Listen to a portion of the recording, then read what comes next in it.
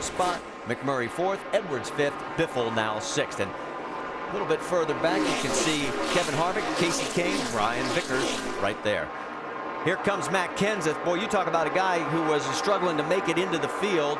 He barely made it in. That car needed to qualify on time. Uh-oh. Don't want to hear that. Yeah, I think that's coming from Clinton Boyer's radio.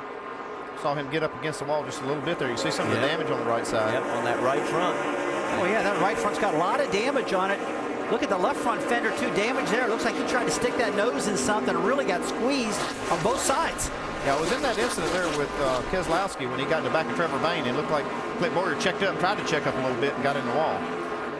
Battle for fourth place right now as Carl Edwards and Jamie McMurray getting a little closer. And here comes Greg Biffle back into the mix. Looks like Carl Edwards got it going on right now today in the Cup Series qualifying. Didn't qualify well. Has been complaining about not getting this car up to speed. But he told me today, he said, Rusty, this Nationwide car feels great to me. I can almost run turn 1 and 2 wide open. The man on the other side of my struggling. Well, let's get more on the 88, Dave Burns. He's going to dip low right there. Carl Edwards may have a chance to go by. Not this time. You know, when you're the new guy in an organization, you don't get told everything. And one thing they may not have told Jimmy McMurray is this is the mystery car. This is the one that wrecked Kelly Byers at Vegas, and they still don't know why that car went into the wall in turn 2. So they put a front clip on it. They repaired it. Pop Zuri told me it's acted well for us so far this weekend, but as to why it wrecked in Vegas, it's still a mystery. Are you guys superstitious? I mean, I don't know about that. Hey, I've never heard of a car wrecking a driver, but maybe so. Well, that's a good point. I haven't heard of that one either. well, Allgaier, Hamlin, and Busch have sort of checked out from the second group with McMurray, Edwards, Biffle, Harvick, and so on. They have now opened up about a 2-second lead. And there is Allgaier, as he has now led a total of 8 laps. Denny Hamlin has led 10. Let's get more on Justin Allgaier from Jamie Little. Well, what's the biggest confidence booster for a race car driver? Put him under a race-winning car. You see him on the left, the leader right now. Justin Allgaier getting some pressure by the 20. Oh, can't do it. Justin Allgaier closes the door, but Justin just came on the radio, said he's very tight in 3 and 4, and he's getting 3 into 1, so the handling going away just a bit on the 12 car. Oh, Jamie, and I'm so glad we had the double box, because on the right side you saw some great action between Greg Biffle and the 60 of Carl Edwards. Here comes Kyle Busch getting back into this mix up front for the lead. Yeah, you can see right now the 12 car of Allgaier is holding up these guys just a little bit. Denny Hamlin being very patient with him, like you need to be at this point of the race, Russell. Yeah, he's being real patient. He knows this is a long race. He knows he can't get in this corner side by side as fast as he wants to. So these guys are being patient right now. If Hamlin gets under Allgaier going at turn 1, they'll Allgaier there to give him a little space, because that is a trouble spot. This group has a 2-second lead over 4th place, Jamie McMurray. And here comes the 20 of Denny Hamlin, and he's got a good run.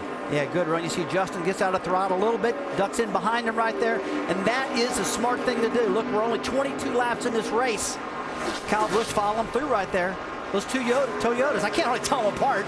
The 18 and the 20, I mean, they've got fast cars. We all know Kyle's a little bit mad because of the restart. He wants to get up there and get the lead now. Well, and Denny starting to pull out a little bit on the other two. This is his 3rd race where he has led here at Darlington. He won the other 2, and he's the last to win from the pole back in 2007. So the stars are aligned so far, but now, as you can see, he's coming up on some lap traffic. Guys, one thing I'm seeing right now to these leaders that I like, they're really not getting real high in turn 3 and 4. That's the corner you need to get really high to get all the speed out of. They know it's early. They don't want to get up there and flirt with disaster, because, Andy, if you get out of that groove, you're going to clobber that wall. Your day will be over. It's still a little too early to do that. Yeah, but that's where the speed is. It's right up next to the wall. Early, baby. It's early, though.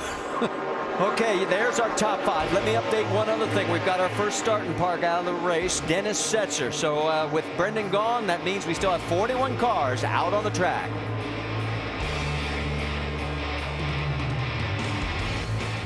The update on what brought this out with the 21, but right now, welcome back to the NASCAR Nationwide Series. Go to NASCAR.com for your latest NASCAR information. Here's what happened. Remember that earlier contact? Well, finally the tire goes down. Yeah, he thought he had a tire going down. We heard it on the radio, and it lets go right there. So it looks like we're going to have our first takers here as we've completed 27 laps, and here come the Joe Gibbs duo as they came off the track first and second. Dave Burns, they've got a long way to go before they get down to you.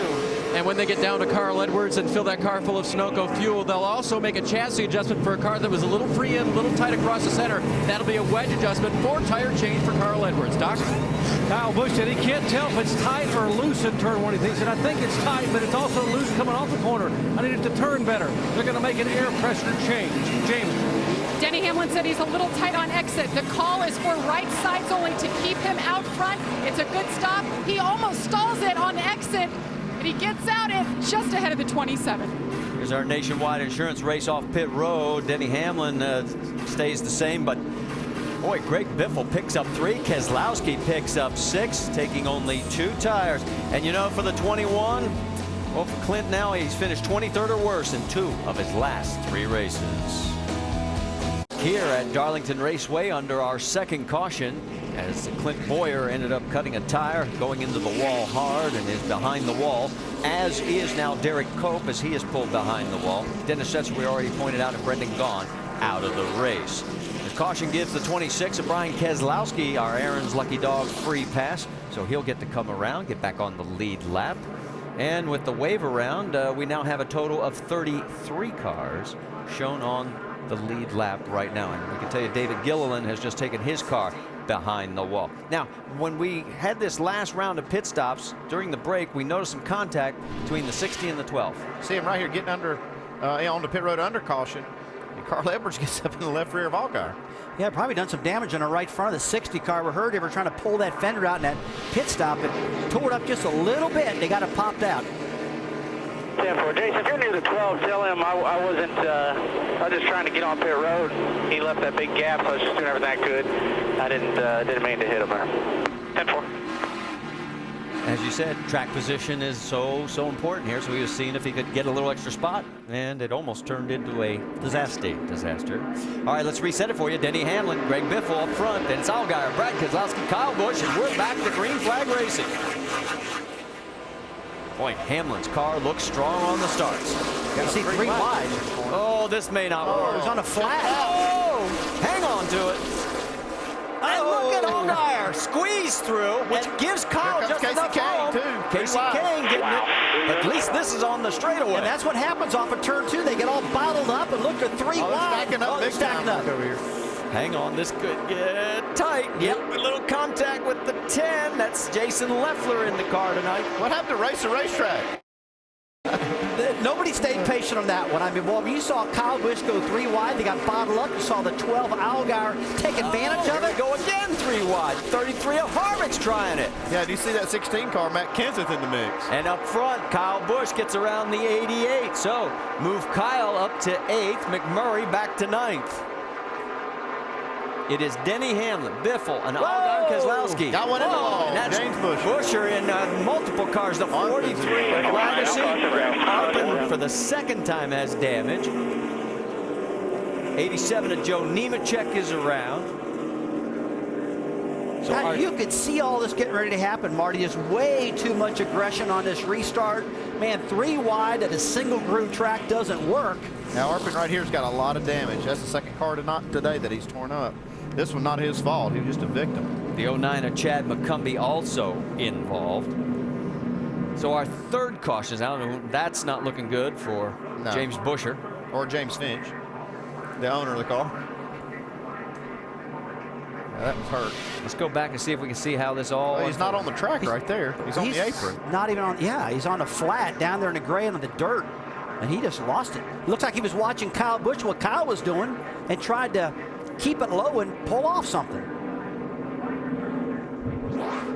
He is completely on the flat part of the racetrack right there, and there's no grip. There's sand and dirt. No way he can hold on to it.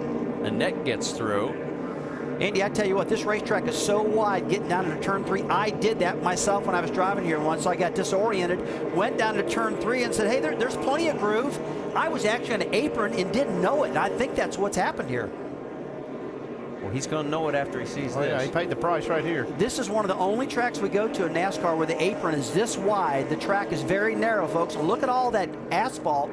And I'm telling you, it can happen. I mean, it's crazy looking, but it's not that crazy when you're behind the wheel driving it. Michael McDowell also suffered some damage in this, as we'll sort it all out for you. There's Buscher from high above, taking it back to the garage area.